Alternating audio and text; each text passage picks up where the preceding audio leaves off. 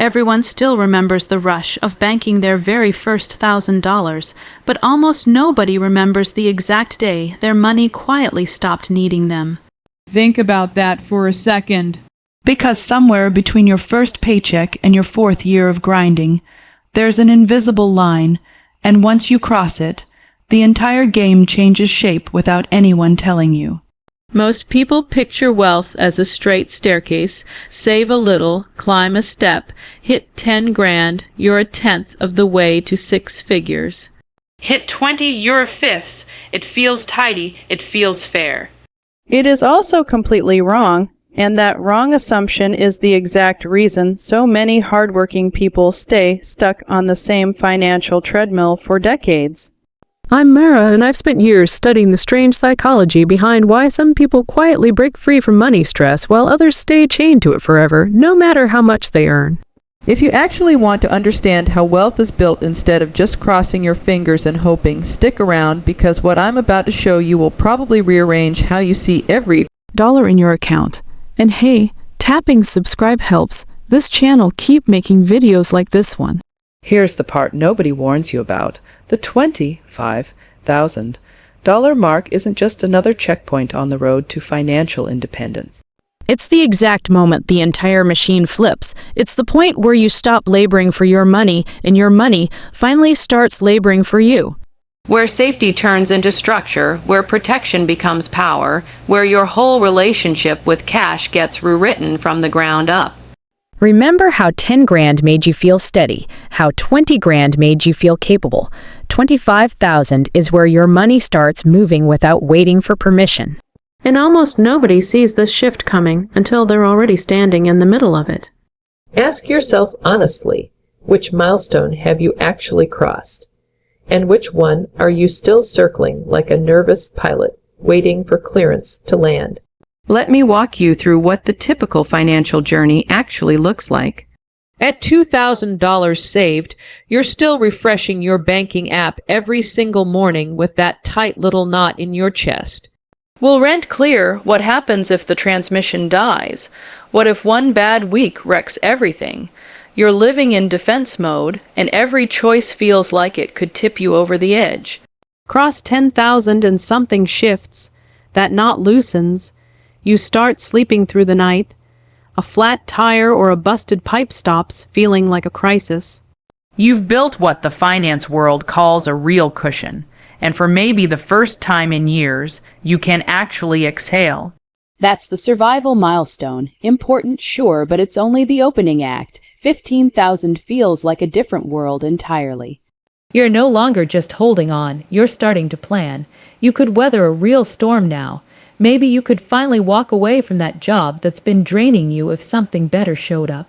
You start eyeing investment accounts, maybe even opening one. You've graduated from defense to offense.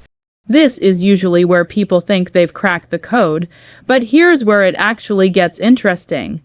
Most people assume 25,000 is just 15,000 with extra padding, a little more cushion, a slightly nicer trip, a bit more breathing room. They are not even close to right. 25,000 marks a genuine shift in the physics of building wealth. It's the point where compounding stops, being a line in a textbook, and starts, becoming a living force inside your bank statement. It's where you stop reacting to money with your gut and start directing it with your head. It's where you quit thinking like someone who simply has cash and start thinking like someone who architects wealth. Something clicks in your brain at this stage. You stop hoarding dollars like they're rare and start treating them like tools with assignments. Every single dollar gets a mission. Some dollars guard the gate as your emergency reserve. Some dollars go out into the field as investments, hunting for reinforcements. Some dollars scout new territory, hunting for opportunities that could bend your entire trajectory. This isn't some feel-good fluff. There's genuine behavioral science behind it. Researchers describe this exact shift as moving from a scarcity brain to an abundance brain. Once you're sitting on 25,000, your mind stops operating from fear and starts operating from possibility. You start weighing choices based on opportunity instead of pure survival. Think about it. When you had $2,000, dropping $100 on anything felt seismic. At 15,000, that 100 still got measured twice. But at 25,000, your entire decision engine changes. You're no longer asking whether you can afford something. You're asking whether it's the smartest possible use of that money to generate more freedom, more income, or more options. Here's where most people completely miss the point. They assume this milestone means license to spend, a flashier car, a bigger apartment, a fatter lifestyle. And sure, you technically could. But that's the mindset of someone who merely holds money, not someone who builds it. The people who actually get this stage think differently. They see this threshold as the moment they stop playing defense and start playing offense. Instead of only protecting what they've got, they start positioning it to multiply. They start taking calculated swings that simply weren't on the table before. They start engineering systems that generate income even while they sleep. At 25,000, doors open that were locked before. You can spread money across different asset types. You can put real weight behind a retirement account that will compound for decades. You can pour money into your own skill set through courses or certifications that meaningfully raise your earning power. You can even test a side business with the confidence that a stumble won't wipe you out. But here's the part that truly separates the wealth builders from everyone else. At this stage, you stop chasing goals and start building systems. Instead of merely trying to save more, you create automated pipelines that save and invest without you lifting a finger. Instead of just hoping to earn more, you start cultivating skills, relationships, and assets that quietly generate income on their own. Call it the momentum loop. At 25,000, you finally have enough cash to buy back time you can pour into new skills, which help you earn more, which buys back even more time. The whole loop starts feeding itself, accelerating in a way most people never experience because they never actually cross this line. And here's the twist. Most people stop right before this transformation kicks in. They hit 15 or 18,000, feel like they've made it, and get comfortable. They stop learning, stop stretching, stop pushing. Comfort quietly assassinates ambition, and they plateau right before the most thrilling chapter of their financial story even begins. This threshold was never about luxury, it's about leverage, it's about designing a life where time, choice, and freedom compound faster than money alone ever could. It's about the transition from someone who works for a paycheck into someone whose paycheck works for them. And once that clicks, your entire financial future rewrites itself. Look, I'm going to tell you something most finance influencers won't. They love hyping that shiny $100,000 milestone, but they're skipping the real story. Because here's what actually happens at 25,000 that almost nobody talks about. You don't just gain more money. You gain something far more valuable. You gain the ability to say no. Picture your last job interview. If you had $300 to your name, you'd probably take whatever offer landed in front of you and thank them for it. But sitting on 25,000, suddenly you're asking sharper questions. What's the growth path here? What's the culture actually like? Do I even want to spend 40 hours a week around these people? You're not desperate anymore, and desperation is expensive. Call it the no power. It might be the most underrated superpower in personal finance, and it kicks in hard right around this mark. You can say no to the manipulative manager wrecking your peace. You can say no to the side gig that pays but drains your soul. You can say no to sketchy investments, draining relationships, and opportunities that look great on paper but feel wrong in your gut. The stronger your no, the sharper your yes becomes. At 25,000, you start making strategic calls instead of panicked ones. When your car breaks down, you're not frantically texting everyone you know or maxing out a card at 20% interest. You calmly weigh your options, repair or replace. If replace, what's smartest long term. You're thinking like an investor now, not someone treading water. Something strange happens too. People around you start treating you a little differently, not necessarily better or worse, just different. Some will start asking for money advice, flattering until you realize they want results without the work. Others get oddly quiet or a little prickly about money around you. My advice: Don't become the person who brings up money constantly, but don't downplay your progress to keep others comfortable either. You earned this milestone, and the discipline that got you here is exactly what will keep you climbing. Speaking of climbing, here's where most people get it completely wrong. They treat 25,000 like a finish line instead of a starting line. They finally feel secure, so they ease off the gas. They stop learning about money, stop hunting for better strategies, stop taking smart risks. This is the plateau trap, and it's where plenty of disciplined savers quietly stall out for good. The ones who break through understand something crucial. This number was never the destination. It's about positioning yourself for what's next. Think of it like reaching base camp on a massive mountain. You're not at the summit, but you're finally in position to actually attempt it. Here's a real example. At $10,000, spending $1,000 on a marketing course felt reckless. At $15,000, it still felt risky.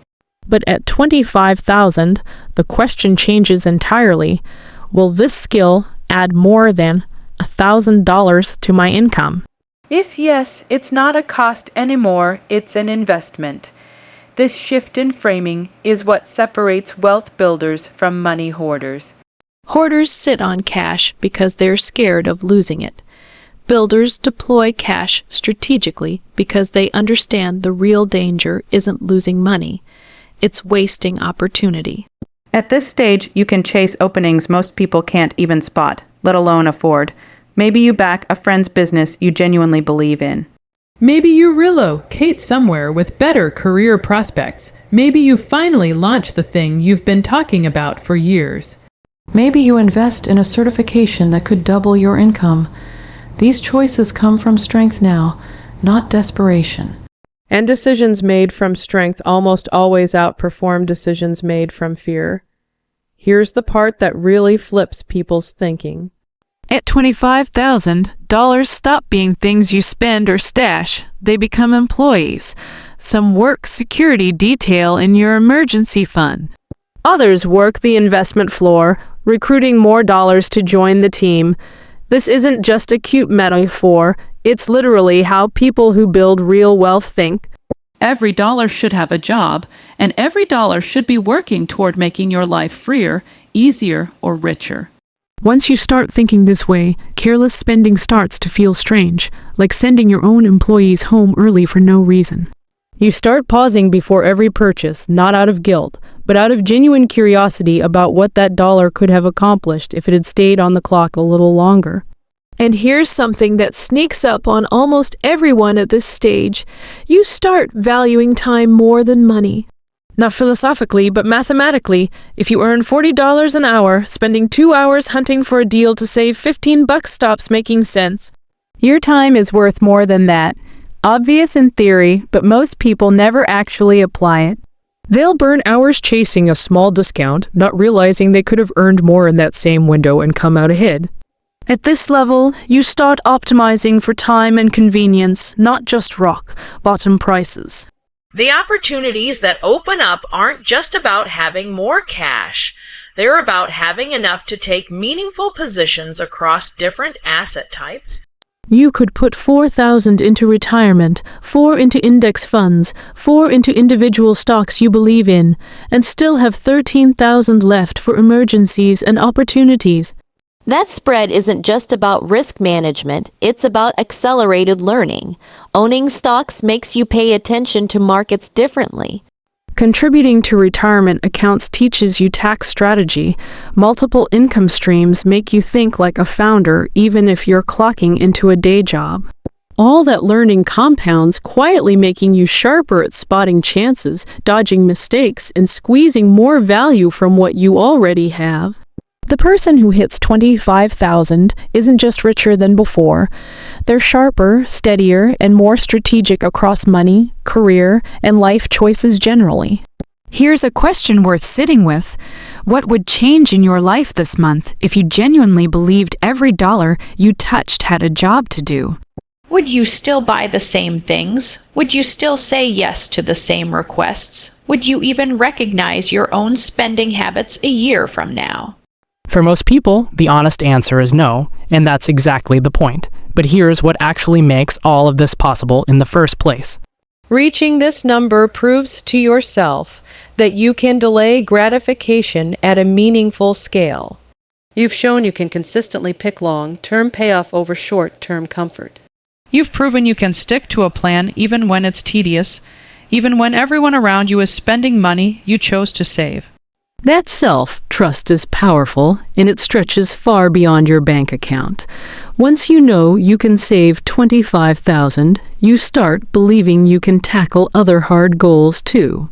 Get fit, learn a language, start that business, write that book. Move to that city you've been dreaming about.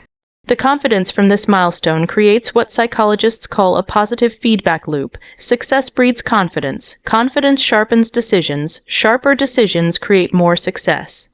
Like a snowball rolling downhill, picking up speed and mass with every rotation. And once that momentum kicks in, it's almost impossible to stop. The exact habits that got you to 25,000 are the same habits that'll carry you to 100,000. Then to your first million, then to whatever level of freedom you decide you actually want. Here's the hardest part about reaching this stage. It isn't the saving.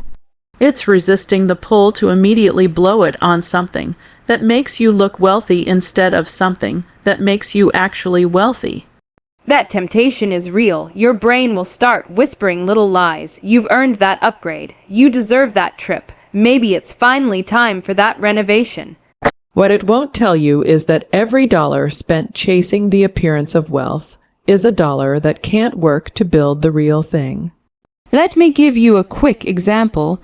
Your friend Alex hits 25,000 and immediately drops 18 of it on a down payment for a flashy car.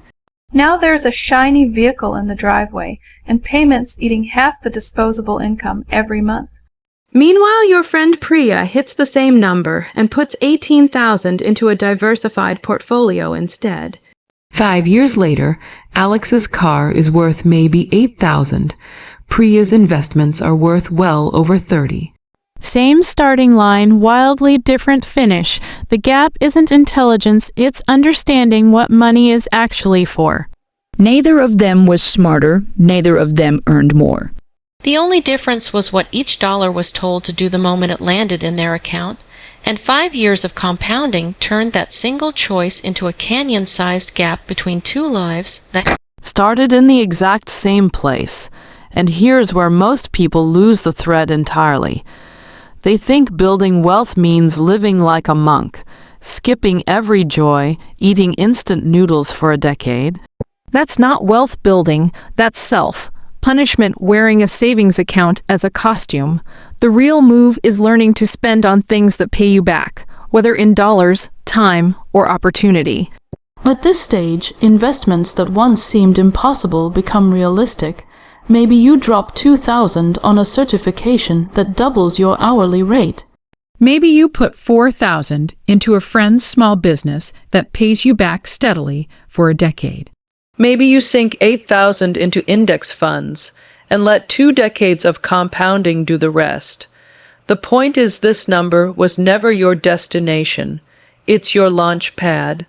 It's the moment you stop being someone who merely saves and start becoming someone who builds. It's when you realize the real game was never about the number sitting in your account. The real game is about engineering freedom, choice, and opportunities. Most people can't even picture yet.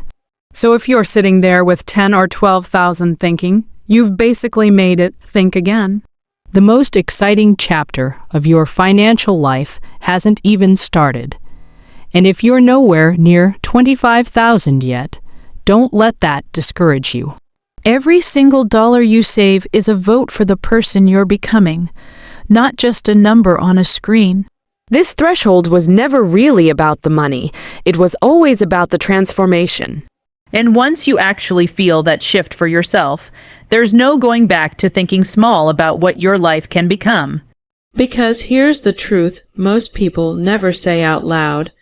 The number itself was never the finish line, and it was never really about bragging rights either. It was about who you had to become to get there, the patience you had to practice, and the discipline you had to protect even when nobody was watching or applauding. That version of you doesn't disappear once the balance hits the target. That version of you keeps compounding quietly in your career, your relationships, your confidence, and every single decision that comes after this one. If this changed how you see your own number, hit like and let me know down in the comments. And if you want more breakdowns like this one, Navira Invests has plenty more waiting for you.